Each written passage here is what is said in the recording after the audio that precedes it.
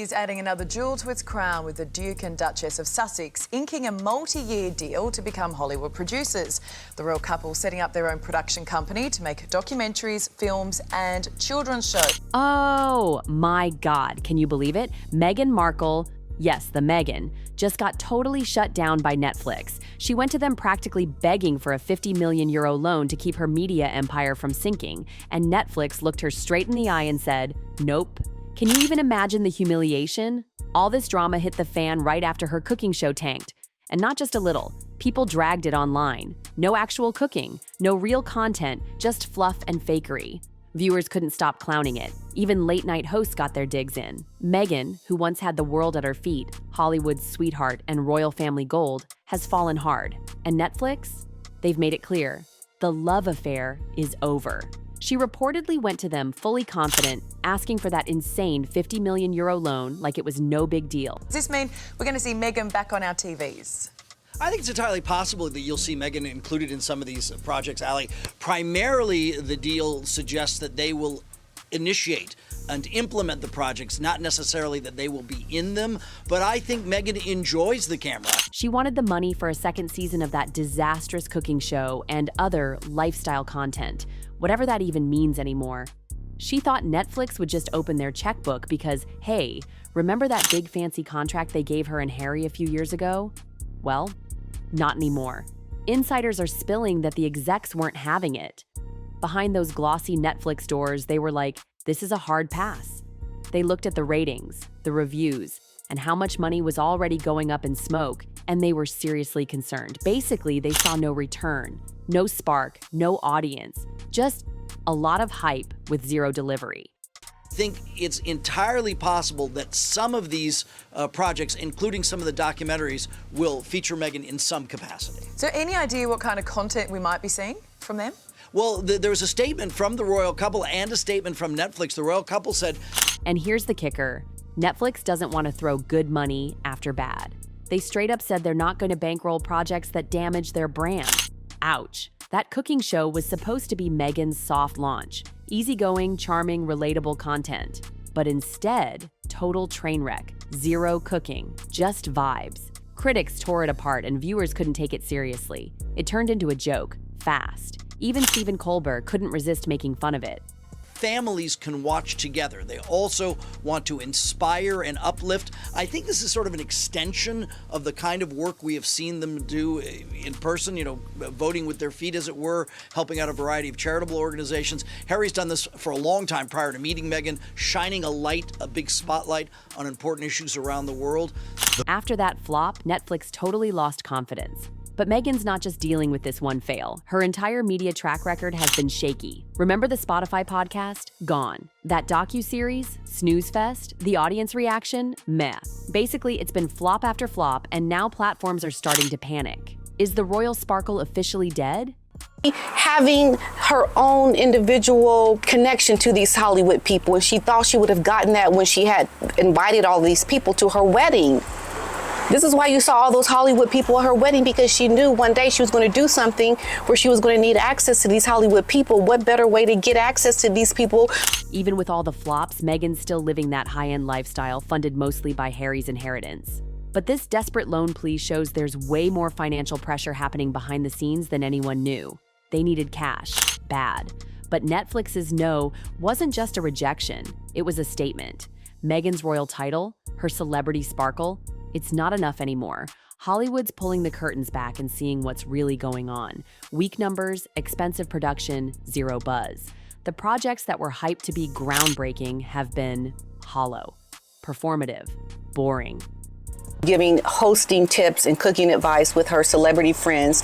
During the first week, she broke into Netflix's global top 10 shows list with 2.6 million views. Impressive, Meghan. There's a win for you right there, but it's not sustainable. In today's brutal entertainment scene, you need substance, and Meghan's projects just don't have it. She used to be the reinvention queen, right? But now people are saying her shows are overproduced, underwhelming, and kind of a mess. Netflix used to treat the Sussexes like royalty. Now, they're all business. If your content doesn't bring viewers, you're out. Period. And word on the street is Meghan wasn't easy to work with either. Super controlling about how she looked, not open to real collaboration, just obsessed with image over story. The creative teams, they were drained, burnt out, totally over it. And that 50 mil she wanted? Just another red flag. Like everybody tuned in to see. And then after we saw, we were like, oh, okay. And then we turned the TV off. I mean, come on, people. Real talk. It appears it failed to keep momentum. Apparently, it wasn't about the content. It was all about control. She shut down any suggestions for real cooking or authentic storytelling. The result? A show nobody could sit through. This latest blow proves something major. The Sussex royal brand just doesn't sell like it used to. Meghan and Harry thought stepping back from their royal duties would make them more relatable, more powerful. But let's face it, stripped of the crown, the hype is fading fast. Now, they're just another struggling celeb couple trying to stay relevant.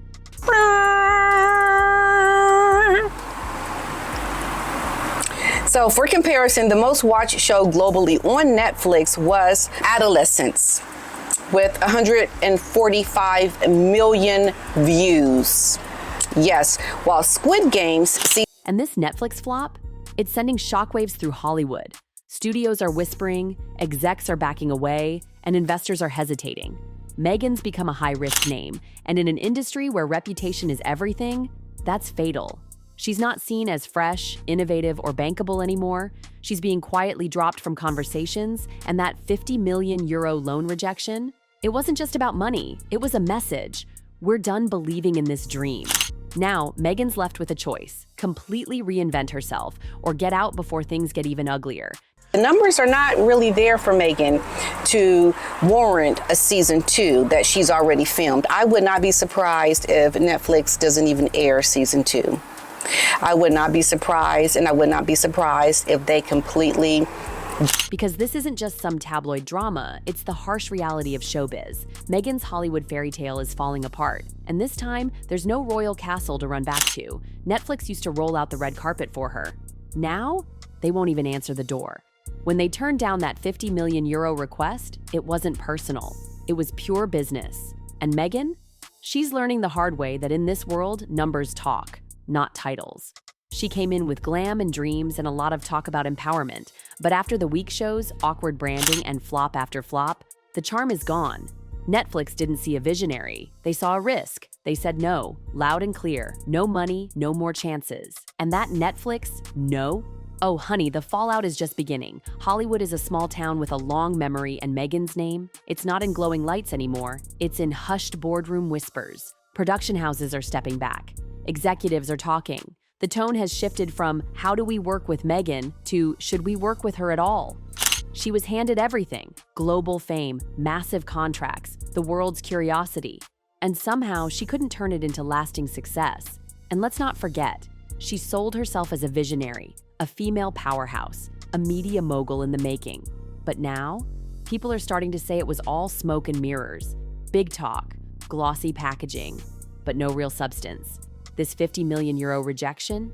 It's not just a denial, it's a reality check. Meghan Markle isn't rising, she's stalling. Big time. She tried to be the next Oprah, the next Gwyneth, the next royal-turned-lifestyle queen. But her empire? It's crumbling like a bad souffle. Meghan might have dreamed of being the queen of Hollywood, but right now she's sitting in the ruins of a brand that just didn't deliver. And then came the final blow. Season 2 of With Love, Meghan? Cancelled. Quietly, brutally, and without any fanfare. No big goodbye, no emotional farewell, just gone. Scrapped from Netflix's future plans like it was never even there. This wasn't just a show getting axed. It was a loud, clear message from Netflix. We're not playing anymore. They ran the numbers. They looked at the feedback.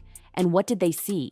A first season that bombed. No direction, no connection, and no return. The audience wasn't inspired, and they were confused. Was it a talk show? A lifestyle brand? Some royal storytime mashup? Nobody could tell. And that confusion translated to disinterest. The numbers tanked, and the buzz never came. And while Meghan was trying to spin it as a passion project, filled with curated, empowering moments, Insiders say it was ego first, content second. Netflix was reportedly drowning in her endless rebranding attempts, her creative control issues, and the sense that everything had to revolve around her. She hoped season 2 would redeem it all, her chance to bounce back, silence the haters, and prove she still had star power. But Netflix? They looked at the data. They listened to the public, and they said, absolutely not. Even worse? That cancellation wasn't just about one failed show. It was the final nail in the coffin.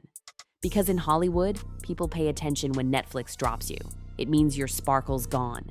Your name isn't a sure thing anymore, and once the biggest player pulls out, others follow fast. The fairy tale sheen is officially gone. Meghan thought her story, this modern duchess turned media mogul, would be the stuff of legends. But instead, it's starting to look like a cautionary tale. One high-profile flop after another. A podcast that disappeared. A docu-series no one's talking about. A cooking show that became a joke. And now a canceled comeback that never got the chance. In this industry, you're only as good as your last hit. And Meghan? Her track record is a series of misfires. No hits, no legacy, just a long list of projects that couldn't find their place. This isn't bitterness. This isn't the press out to get her. This is business. Cold, ruthless, results-driven business. And Meghan didn't deliver. Not on the storytelling, not on the ratings, not on the return. The castle door is closed. The red carpets are being rolled up. And the industry, it's already moved on. So now we're left wondering, what's next? Does Meghan fight to rebuild, start fresh, and finally create content that means something? Or does she quietly disappear, fade into the background, and let the dream die? One thing's for sure, the Meghan Markle media empire has officially hit its breaking point, and the world is watching, waiting to see if this once revolutionary royal can rise again, or if this is the final chapter in a story that started with so much promise and ended with silence. The end of With Love, Meghan. Season 2 isn't just the death of a show, it's the end of the illusion. The end of the illusion.